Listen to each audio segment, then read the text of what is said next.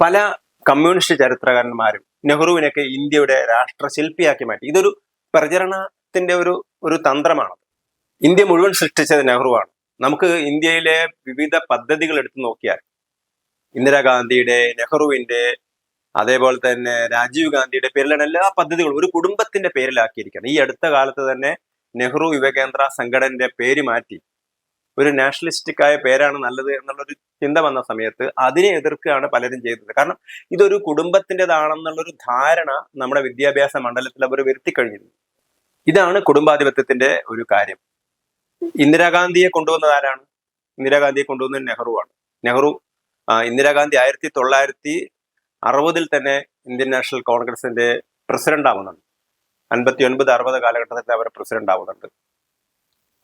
ലാൽ ബഹദൂർ ശാസ്ത്രി 2 വർഷത്തെ ഭരണത്തിന് ശേഷം അദ്ദേഹം ദുരൂഹമായ സാഹചര്യത്തിൽ താഷ്കണ്ടിൽ വെച്ചിട്ട് മരണപ്പെടുന്നു. അതിനെ തുടർന്ന് ഇന്ദിരാഗാന്ധി പ്രധാനമന്ത്രിയാവുന്നു. അവിടെയുള്ള എല്ലാ കോൺഗ്രസ് നേതാക്കളെയും വെട്ടി നിരത്തുന്നു. അങ്ങനെ ഇന്ദിരാഗാന്ധി പുതിയ പാർട്ടി ഉണ്ടാക്കുകയാണ്, ഇന്ദിരാ കോൺഗ്രസ്. ആ പാർട്ടി പിന്നെ കോൺഗ്രസ് ആയിട്ട് മാറി, മറ്റേ ഒറിജിനൽ കോൺഗ്രസ് സംഘടനാ കോൺഗ്രസ് ആയിട്ട് മാറി.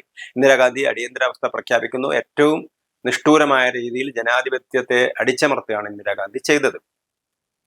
പിന്നെ ഇന്ദിരാഗാന്ധി തന്റെ മകനെ കൊണ്ടുവരികയാണ് അടുത്ത ഘട്ടത്തിൽ ചെയ്യുന്നത്. ഇന്ദിരാഗാന്ധിയുടെ ഇളയ മകൻ സഞ്ജയ് ഗാന്ധിയാണ് അടിയന്തരാവസ്ഥയിൽ ഏറ്റവും അധികം ക്രൂരതകൾ നടത്തിയത്. പിന്നെയാണ് രാജീവ് ഗാന്ധി രംഗത്തേക്ക് വന്നത്. ഈ രാജീവ് ഗാന്ധി വരുന്നതും വളരെ അത്ഭുതാവഹമായ ഒരു കാര്യമാണ്. കാരണം രാജീവ് ഗാന്ധി അതിന് തൊട്ടു മുമ്പ് മാത്രമാണ് രാഷ്ട്രീയത്തിൽ പ്രവേശിച്ചത്. അദ്ദേഹം ഒരു പൈലറ്റ് ആയിരുന്നു. നമ്മുടെ നാട്ടിൽ പ്രതിഭാശാലികളായ അനേകം ആളുകളുള്ള സമയത്ത് എന്തിനു വേണ്ടി ഒരു കുടുംബത്തിൽ നിന്ന് മാത്രം ഇത് കൊണ്ടുവരുന്നു എന്നുള്ള ചോദ്യമാണ്.